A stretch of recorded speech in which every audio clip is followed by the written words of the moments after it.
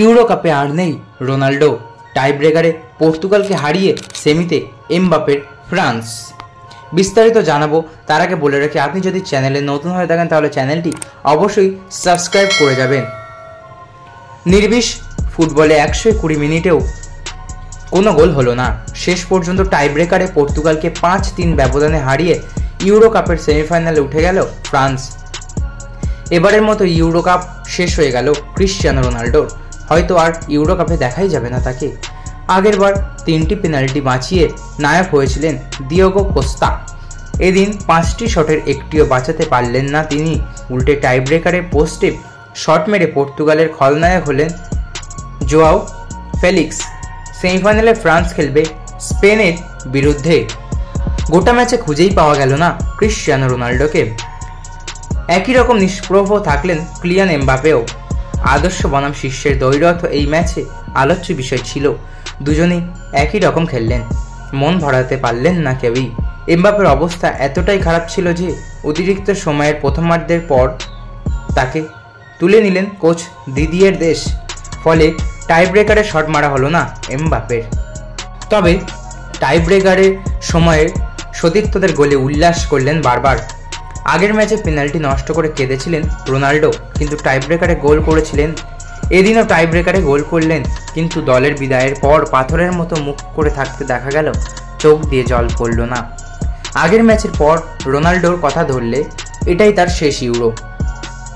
সেই যাত্রা কোয়ার্টার ফাইনালেই শেষ হয়ে গেল। ম্যাচের শুরু থেকে বল নিজের পায়ে রেখে আক্রমণ উঠেছিল ফ্রান্স। শুরুর কয়েক মিনিট পর্তুগালকে দাঁড়াতে দেয়নি তারা। রবার্তো মার্টিনেসের দল ব্যস্ত ছিল বল ক্লিয়ার করতেই। ধীরে ধীরে খেলায় দখল নিতে শুরু করে পর্তুগালও। তবে ফ্রান্সের মতো আক্রমণে ওঠার বদলে তারা নিজেদের মধ্যে পাস খেলে খেলার গতি কমিয়ে দেয়। মাঝমাঠে দখল নিতে এদিন অরিলিয়ে চুয়ামেনি এবং এদুয়ার্দো কামাভিঙ্গাকে একসঙ্গে নামিয়ে দিয়েছিলেন ফ্রান্সের কোচ দিদিয়ের দেশ। দুজনেই অবশ্য প্রথমার্ধে কোনো প্রভাব ফেলতে পারেননি। অন্যদিকে পর্তুগালের বেশিরভাগ আক্রমণ হতে থাকে বাঁ দিক দিয়ে। সেদিক দিয়ে খেলছিলেন রাফায়েল লিয়াও। কিন্তু আগের ম্যাচগুলিতেও দেখা গিয়েছে লিয়াওয়ের বল ধরে রাখার প্রবণতা। এদিনও তার অন্যথা হয়নি। পাশাপাশি তার ক্রস বা পাস কোনোটিতেই নিয়ন্ত্রণ ছিল না। ফলে পর্তুগালের কাছে বলার মতো কোনো আক্রমণ তৈরি হচ্ছিল না। ফ্রান্সের আক্রমণ তুলনামূলকভাবে ভালো হচ্ছিল। তারা অনেক বেশি ডিরেক্ট ফুটবল খেলছিল, কিন্তু শেষ মুহূর্তে গিয়ে তাদের সব আক্রমণ তালগোল পাকিয়ে যাচ্ছিল। পর্তুগালের ক্ষেত্রেও দেখা যাচ্ছিল একই জিনিস, কিছুতেই আক্রমণ দানা বাজছিল না। রোনাল্ডো ফরওয়ার্ডে মাঝখানে খেলছিলেন, সতীর্থদের থেকে বল পাচ্ছিলেন প্রয়োজন মতো। এই রোনাল্ডো এখন আগের মতো নিচে নেমে বল কেড়ে নিতে পারেন না। ফলে তাকে অপেক্ষা করতে হচ্ছিল কখন বল আসে। সেই বল আসছিল না কিছুতেই। প্রথমার্ধের শেষের দিকে বক্সের একটু বাইরে ফ্রি কিক পেয়েছিলেন পর্তুগাল। রোনাল্ডো তৈরি হয়ে দাঁড়ালেও ফ্রি কিক নেন ব্রুনো ফার্নান্দেস। বারের উপর দিয়ে বল বেরিয়ে যায়। দ্বিতীয়ার্ধের শুরুতে আচমকা চোট পান এমবাপে। পর্তুগালের এক ফুটবলের হেড লাগে তার মাথার পাশে। ফেসগার্ড খুলে ফেলে বারবার নাকে হাত বোলাতে থাকেন। অনেকে আশঙ্কিত হয়েছিলেন এই ভেবে যে পুরনো জায়গায় চোট লাগলো কিনা। তবে কিছুক্ষণের মধ্যে আবার ফেসগার্ড পরে মাঠে নামতে দেখা যায়। 59 মিনিটের মাথায় ভালো জায়গায় বল পেয়েও সোজা গোলকিপারের দিকে মারেন ব্রুনো। ফিরতি বলে সুযোগ নষ্ট করেন জোয়াও ক্যানসেলো। 64 থেকে 70 মিনিটের মধ্যে দুই দলের কাছে গোল করার সুযোগ এসেছিল। প্রথম মিস করে পর্তুগাল। ভিনিনহার্ট শট বাঁচিয়ে দেন ফ্রান্সের গোলকিপার মাইগনান।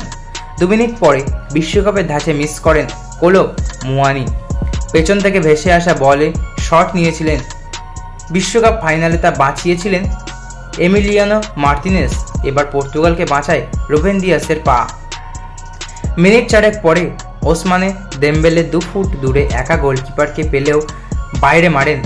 অতিরিক্ত সময়ের শুরুর দিকে রোনাল্ডো একটি সহজ সুযোগ নষ্ট করেন। বক্সের মধ্যে অরক্ষিত অবস্থায় থাকলেও বারের উপর দিয়ে বল উড়িয়ে দেন। অতিরিক্ত সময়ের দ্বিতীয়ার্ধ শুরু হওয়ার আগে অনেকেই চমকে যান। এমবাপেকে তুলে নেন দেশ। রিজার্ভ বেঞ্চে বসে নাকে বরফ লাগাচ্ছিলেন এমবাপে।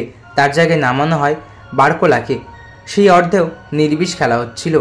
শেষ দিক একটি ভালো বল পেয়েছিলেন কনসেসাও, কিন্তু বেশি সময় নেওয়ার কারণে পাস ঠিকঠাক হয়নি। নুনো মেন্ডেসের শট বাঁচিয়ে দেন মাইগনান। তো বন্ধুরা, এই ছিল আজকের ভিডিও। আশা করি ভালো লেগেছে। ভালো লাগলে অবশ্যই একটি লাইক করবেন এবং আপনার কী মতামত তা কমেন্ট বক্সে অবশ্যই জানিয়ে যাবেন। ধন্যবাদ।